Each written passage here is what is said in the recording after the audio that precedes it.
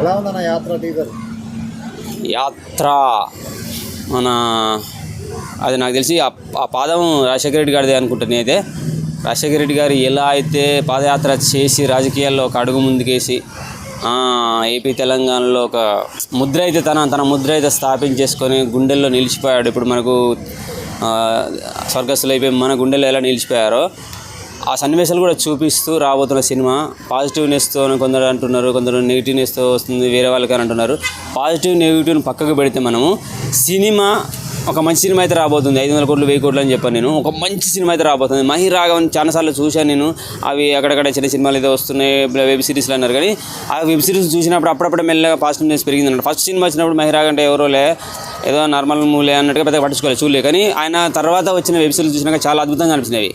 అసలు ప్రసాద్ ల్యాబ్లో చూసి నేను ఇంప్రెషన్ అయ్యి ఇంత మంచి సినిమాలు తీయగలరా అనిపించింది. డైరెక్టర్ చూసి ఏంటి పిక్చర్లాగా ఉన్నాడు అనుకున్నా. కానీ ఈ సినిమా యాత్ర 2ని అప్పుడే అనౌన్స్ చేశాడు, త్వరలో వస్తుందని చెప్పేసి. ఓహో, యాత్ర డైరెక్టర్ ఈయన అప్పుడు అనిపించింది. తర్వాత ఈ టీజర్లో కనుక నేను కొన్ని క్లిప్స్ చూసినప్పుడు ఒక కన్ను లేని అతను ఒక ఫోటో పట్టుకొని ఉంటాడు అనమాట, రాజశేఖర రెడ్డి గారి ఫోటో పట్టుకొని ఉన్నప్పుడు మన జగనన్న పాత్రలో ఉండే ఒక హీరో పాత్ర వచ్చేసి అతనితో మాట్లాడేది, అన్న నీకు వచ్చి నాకు చూడలేవు కదా, ఎలా మాట్లాడగో, ఎలా గుర్తుపడతావు అంటే, అన్న మేము గుర్తుపడలేకన్నా ఆయన మమ్మల్ని గుర్తుపడతాడు అని చెప్తున్నప్పుడు అతను చెప్పేటప్పుడు ఇతను చెప్పేటప్పుడు కూడా హీరో పాత్ర చెప్పేటప్పుడు కూడా చాలా అద్భుతంగా అనిపించేస్తుంది. టచ్ చేస్తానమాట, మనసుకు టచ్ చేస్తానమాట. కళ్ళు లేని అతనితో వచ్చి ఇతను మాట్లాడే అతని గురించి ఎంక్వైరీ చేసి ఆ పేద ప్రజల్లో ఉన్న అభిమానాన్ని ఏంటో తెలుసుకున్నప్పుడు ఆటోమేటిక్గా అతనిలో కలుగుతుందన్నమాట. నాన్నగారి పేరు ఈ రేంజ్లో ఉందంటే నేను ఇంకా నాన్నకంటే ఇంకెంత మంచి చేయాలనే ఉద్దేశంతో అతను వచ్చాడు. కానీ కొంతమంది అతని పార్టీలో ఉన్న జగనన్న పార్టీలో ఉన్న వాళ్ళు కొన్ని చిన్న చిన్న మైనస్ చేయడం వల్ల ఈ మధ్య కాస్త నెగిటివిటీ వస్తున్నది. కానీ ఆ నెగిటివిటీ ఈ సినిమా రిలీజ్ అయితే మాత్రం అది తోడిసి పెట్టుకోబోతుంది కావచ్చు. ఎందుకంటే ఆ నెగిటివిటీ ఎవరి వాళ్ళ నుంచి వాళ్ళందరినీ జగనన్న రియల్గా కూడా పక్కబెడుతుంది. కాబట్టి టీజర్లో చాలా అంశాలు ఉన్నాయి. ప్రత్యర్థి పార్టీలు కూడా ఎలా అయితే తొక్కేయాలని చెప్పేసి 1,00,000 అబద్ధాలని చెప్పేసి 1,00,000 కోట్లు దాచుకున్నాడు అని చెప్పేసి ప్రచారం చేయండి. మీడియాని మించిన పవర్ఫుల్ మీడియా లేదు, పవర్ఫుల్ మాట లేదు. మీడియాలో ఏది చెప్తుంది ప్రజల్లో బారిపోయిందంటే ఆటోమేటిక్గా తొక్కేయచ్చు, జైల్లో పడేయచ్చు అనే డైలాగ్స్ చెప్తున్నప్పుడు చాలా అద్భుతంగా అనిపించేసినాయి. అంతే డైరెక్టర్ అంతా పర్ఫెక్ట్గా తీసుకున్నాడు వాటిని.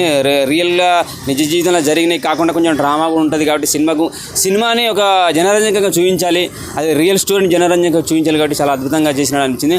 వాళ్ళు అంత సీరియస్గా కొంచెం నెగిటివిటీగా వాళ్ళు ఆలోచించినప్పుడు ఈ పాత్ర జగనన్న పాత్ర రంగంలో ఉన్న హీరో పాత్ర ఒక టైప్లో ఎలా ఆలోచిందంటే వాళ్ళందరి నెగిటివిటీని తొక్కేయడానికి ఇతను ఒక్కొక్క డైలాగ్ కొట్టే డైలాగులు, ఎండింగ్లో కొట్టే డైలాగు, నేను రాజశేఖర రెడ్డి కొడుకుని అని చెప్పేసి తనయుడని చెప్పే డైలాగులు. అలాగే సోనియా గాంధీ గారి పాత్ర కూడా ఉంటుంది. ఎటువంటి వాడైనా సరే ఎంతటి వాడైనా సరే తొక్కి పడేసిండి అని వాళ్ళు చెప్పే డైలాగులు మొత్తం వినుకుంటూ అతను జైలుకి వెళ్ళి బయటకు వచ్చే సందర్భాలు అద్భుతంగా చూపించారు. బాబు పాత్ర ఎలా ఉంటుంది? బాబు పాత్రని కొంచెం విలనిజము వీళ్ళ మీద అంటే జగన్ పాత్ర మీద నెగిటివిటీ క్రియేట్ చేసే విధంగానే చూపిస్తున్నారు. సో మనం ఇది సినిమా కాబట్టి సినిమా లాగానే చూస్తాము. ఆ రియలిస్టిక్గా అక్కడ ఏం జరుగుతుందో మనకైతే తెలియదు. బయటకు వచ్చే మీడియాని చూసే మనం ఏదో ఆలోచించుకుంటాము. ఏది ఏమైనా సినిమా పరంగా చూస్తే నాకైతే మంచి సినిమా రాబోతుంది అనిపిస్తుంది. అలాగే హృదయానికి హత్తుకునే సన్నివేశాలు ఉండబోతుంది తెలుస్తుంది. ఆ రాజశేఖర రెడ్డి గారి చరిత్రలోని ఆయన ఎలా జనాన్ని ప్రేమించేవాడు, ఎలా రాజ్యాన్ని ప్రేమించి ఒక రాజులాగా మన ప్రజలకి ఎలా సేవ చేయాలనే రాజులాగా అంటే నేనే రాజులని అట్లా గర్వంతో కాకుండా ప్రజలకి ఎలా సేవ చేసి ఒక మంచి రాజులాగా, ఒక మంచి సీఎం లాగా, ఒక మంచి మనిషిలాగా, ఒక మంచి లీడర్ లాగా గుర్తింపు పొందాలని అతను చెప్పిన మాటలు చాలా అద్భుతంగా అనిపించినాయి. కొంచెం మార్పు రావచ్చు భయ్య, జగనన్నకు పాజిటివ్ రావచ్చు. ఎందుకంటే పాలిటిక్స్ కన్నా ముందే సినిమా వచ్చే అవకాశాలు కనపడుతున్నాయి. ఫిబ్రవరిలో సినిమా అంటున్నారు కాబట్టి ఖచ్చితంగా జగనన్నకు ప్లేస్ అయ్యే అవకాశాలు అయితే చాలా కనపడుతున్నాయి. ఎందుకంటే హృదయానికి అత్తుకుపోయే సన్నివేశాలు అయితే చూపించబోతున్నాయని అర్థమైంది సినిమా చూస్తే. అలానైతే పెద్దగా ఏం కనపడలే. చంద్రబాబు గారి పాత్ర ఒకటి అయితే కనపడింది, సోనియా గాంధీ పాత్ర కనపడింది, జగనన్న పాత్ర ఒకటి కనపడింది, రాజశేఖర రెడ్డి గారి పాత్ర పడింది. ఈ 4 పాత్రలు సన్నివేశాలు మంచిగా అనిపించినాయి. ఒక అవిటివాడు గుడ్డివాడు రాజశేఖర రెడ్డి గారి ఫోటో పట్టుకొని కూర్చున్నది ఆయన చెప్పిన డైలాగులు చాలా బాగా అనిపించినాయి.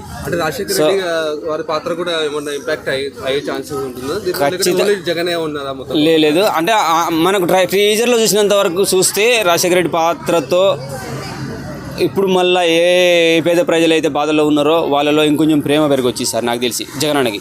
సో ఆటోమేటిక్గా జగనన్న పాత్ర ఇప్పుడు ఆయన అందరూ పాదయాత్ర చేసినప్పుడు ఆయన అందరూ చూశారు కాబట్టి సో అది ప్లస్ అవుతుంది. రాజశేఖర రెడ్డి గారి పాత్ర ఆయన పాదయాత్ర చేసినప్పుడు కూడా జనాలు అందరూ చూశారు కాబట్టి సో అందులో కొన్ని నిజాలు బయటకు వచ్చేస్తున్నాయి. రియాలిటీలో జరిగిన సన్నివేశాలు చూపించబోతున్నారు కాబట్టి ఖచ్చితంగా వాళ్ళిద్దరు పాత్రలు ప్లస్ అయ్యే అవకాశం ఉంది. అలాగే చంద్రబాబు గారి పాత్రని కొంచెం నెగిటివ్గా చూపిస్తున్నారు కాబట్టి అది ఆయనకు మైనస్ అవ్వచ్చేమో.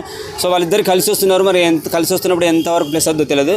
వీళ్ళు టార్గెట్ పెట్టుకున్నారు కాబట్టి 175 చూద్దాం, మేబీ జగన్ గెలవచ్చేమో. ఓవరాల్గా టీజర్లో ఏం నచ్చిందండి మీకు? టీజర్లో ఫస్ట్ అవిటి ఆయన కళ్ళు లేని ఆయన మాట్లాడే డైలాగులు, అప్పుడు జగన్ అన్న పాత్రలో ఉన్న హీరో క్యారెక్టర్ మాట్లాడే డైలాగ్స్ మంచిగా అనిపించినాయి. అలాగే రాజశేఖర రెడ్డి గారు ఎండింగ్లో ఒక డైలాగ్ కొట్టేశాడు, నేను నా శత్రువు అయినా ప్రత్యర్థి అయినా వాటికి సేవ చేయాలని మంచి చేయాలని కోరుకుంటాను, కానీ మీ నాయకుడి లెక్క తొక్కేయాలని ఒక డైలాగ్ ఇది వస్తుంది. అదొకటి బాగా అనిపించింది. సో టోటల్గా సినిమా పరంగా చూస్తే మంచి సినిమా అయితే రాబోతుందని అర్థమవుతుంది. అయ్యా థ్యాంక్ యూ.